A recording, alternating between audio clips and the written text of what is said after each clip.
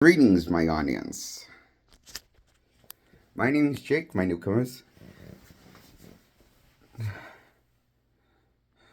I'm reviewing Avengers Endgame.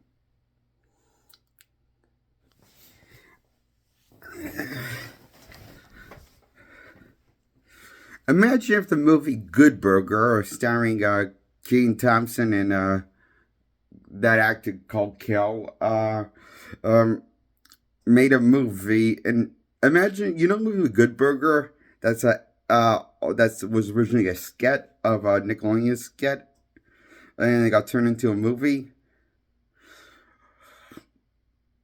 Imagine if that movie wasn't a comedy and it took itself seriously and it had time travel in it. Well, trying to say that this movie feels like the genuine, serious, edgy version of Good Burger movie. Absolutely retarded, but doesn't know that's retarded. Sorry. Of a movie. It is basically as retarded as Good Burger or Kazam movie. But, it's like one of those movies that doesn't know it's retarded. It thinks it's being art. It's like one of those stupid movies. Like, it somehow managed to make less sense of the time travel MacGuffin and the multiverse MacGuffin. And I don't know why it's like, why they always good to bring time travel into the Avengers movies. Because you know how the X-Men movies did okay at time travel MacGuffins? Making a time travel story. Well, this movie makes a time travel story with the Avengers, and it brings a bunch of new world logic with time traveling, with world building. And instead of going to the same, instead of knowing what's, this movie's kind of basically really desperate to be original time heist movie. But it decides to call back and reference a bunch of other better time heist movie than this one. Which one? Oh, all of them. All of the ones that he referenced in this movie are better time heist movies than this movie. For time machine movies, time travel movies, that involve time travel as the main driving force MacGuffin. And this movie is very stupid, but it doesn't know it's stupid. And the acting, oh boy. The acting's on a new level of suck for me. I think it's like because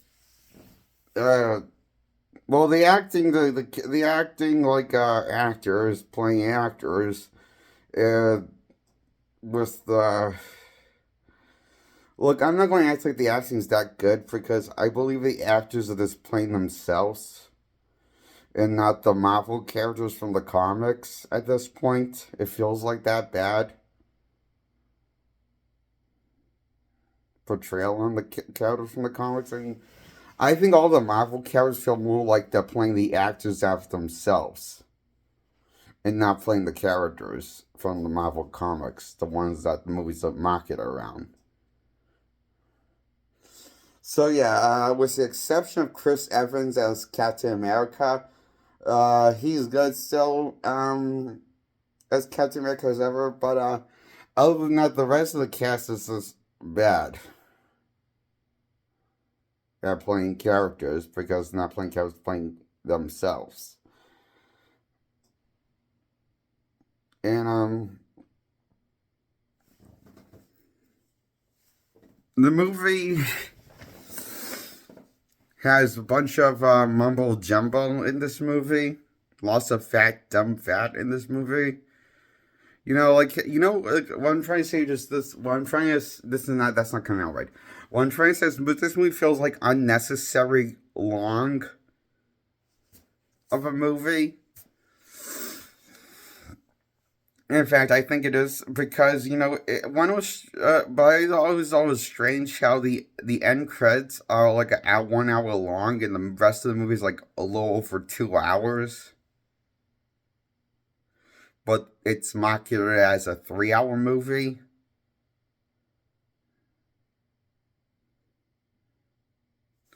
Anyway, the movie's not that great. Well, if you're a Marvel, if the movie's not that great in terms of comic book movies, in terms of quality, but it's better. It's better as a train wreck movie. Like it's kind of funny, like how much this movie fails. I think it's kind of funny how this movie fails. To like just like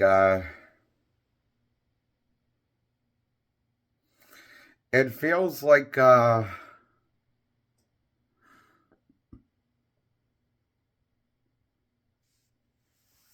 much as think this movie's stupid and funny. I mean, I guess I would give it like a uh almost dropped the phone. I guess because it kind of feels like unnecessary long. I guess I'll give it I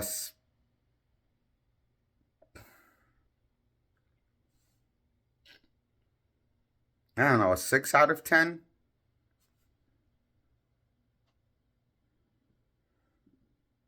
Avengers Endgame, I give a 6 out of 10. I mean, it just feels like too much of a long movie to really give it a 10 out of 10. I feel like this movie could have been shorter. I would have liked this movie to be more short and get more to the point.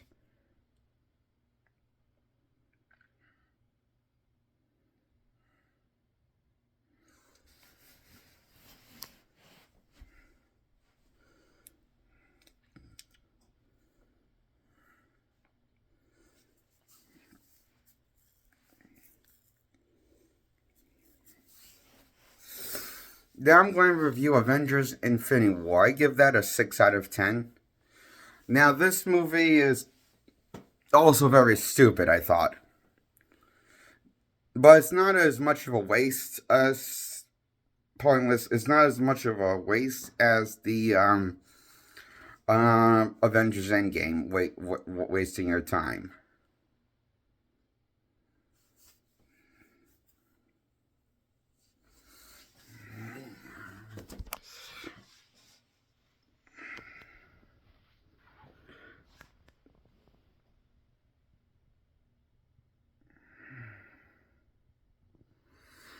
I give Avengers Infinity War a 6 out of 10 because, well,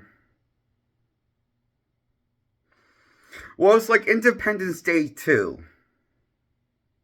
It's a bit of a letdown, but it's still fun to watch it, I guess. It's kind of like Independence Day 2. This movie feels like it's like it's structured like that too. Movie Independence Day, the sequel to Independence Day. I would say it's kind of structured like that. Is in this most of the six. You know, it's come to mind that I don't really like these Avengers movies, and so I guess I'm going to give Avengers movies, all three of them. The first three sequels, a 6 out of 10. That's Age of Ultron and Infinity War and Endgame. I give a 6 out of 10. And I guess I give Avengers, the first one, 2012. Uh,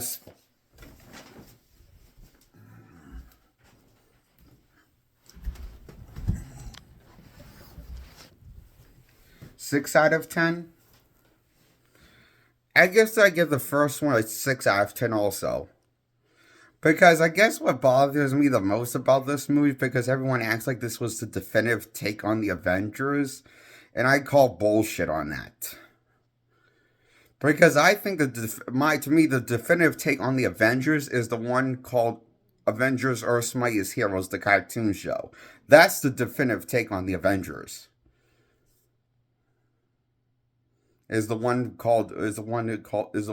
Avengers show called Earth's Mightiest Heroes that ran for 2 seasons. That's the definitive take on the Avengers. This is not. This is just a marketing gimmick to make money off of suckers.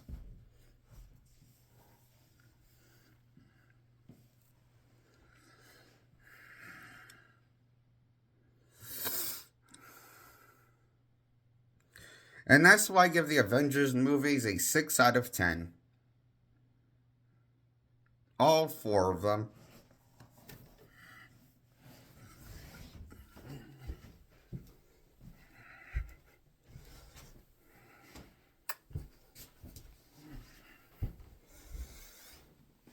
I think the first one's definitely the best out of all of them. But I'm not sure the first one is that much of an accomplishment. But I'm more sure it's more of a. I don't know if it's if that's much of an accomplishment. The fact that the first one's the best.